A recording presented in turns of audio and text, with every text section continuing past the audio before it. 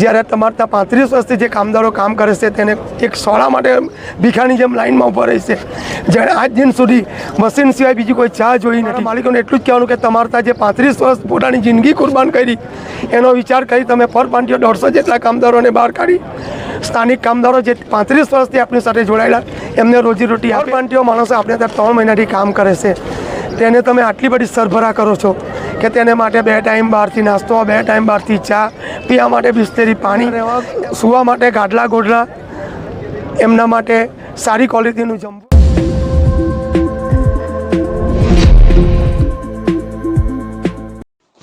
વલસાડમાં વર્ષોની મહેનત પછી રસ્તા પર આવી ગયા કામદારો।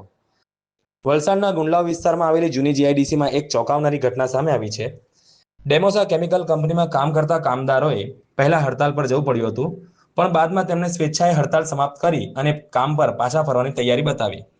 પરંતુ અહીંથી શરૂઆત થાય છે તેમના દુઃખની કહાની।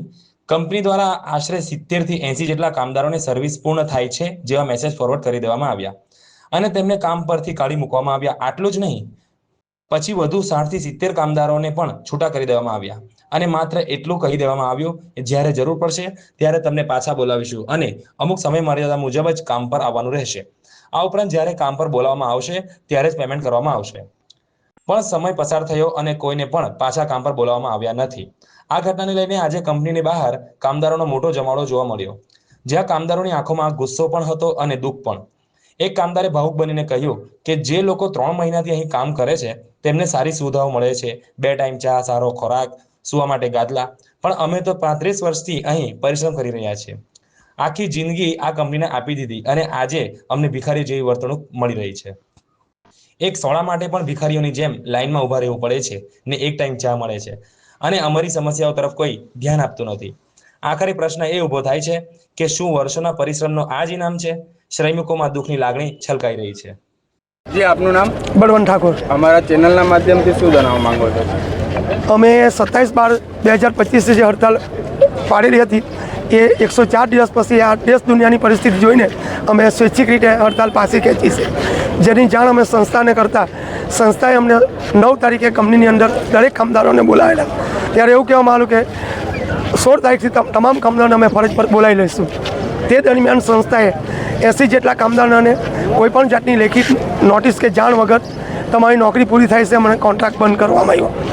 13 તારીખે પાછા 70 જેટલા માણસોનો કોન્ટ્રાક્ટ બંધ કરવામાં આવ્યો। હવે કાલે સાંજે અમારા બધા પાસે મેસેજ આવ્યો કે 137 જેટલા માણસોને તમારે ફરજ પર આવવાનું છે, પણ કેટલા દિવસ?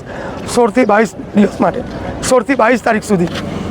જે અમે સંસ્થાના ગેટ પર આવીને તમામ કામદારોએ સંસ્થાના એડમિન જયેશ પટેલને પૂછતા એમના દ્વારા અમને એવું કહેવામાં આવ્યું કે જો અમારી પાસે કામ હશે તો અમે તમને 23 તારીખથી બોલાવશું અને એના પગાર માટે પૂછવામાં આવે ત્યારે કહ્યું કે જો કામ હશે તો અમે પગાર આપીશું, કામ નહીં હશે તો અમે પગાર પણ આપીશું નહીં, જેના કારણે અમે કોઈ કામદારો આજે અમારી ફરજ પર ચડ્યા નથી।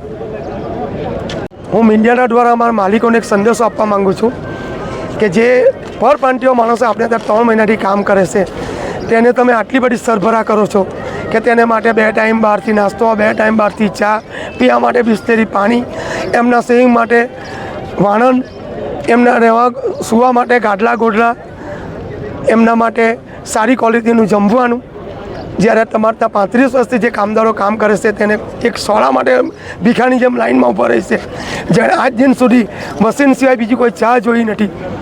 તો મારા માલિકોને એટલું જ કહેવાનું કે તમારે ત્યાં જે 35 વર્ષ પોતાની જિંદગી કુરબાન કરી એનો વિચાર કરી તમે પરપ્રાંતીય 150 જેટલા કામદારોને બહાર કાઢી સ્થાનિક કામદારો જે 35 વર્ષથી આપણી સાથે જોડાયેલા એમને રોજીરોટી આપે અને સંસ્થા તમે સાઈડે ચલાવો એવી અમારે સર્વે કામદારો आशा रखते हैं। आने वाली तमाम एक्सक्लूसिव न्यूज़ का अपडेट पाने के लिए हमारे चैनल वाव न्यूज़ गुजरात को फॉलो करें, सब्सक्राइब करें, लाइक करें और ज़्यादा से ज़्यादा शेयर करें।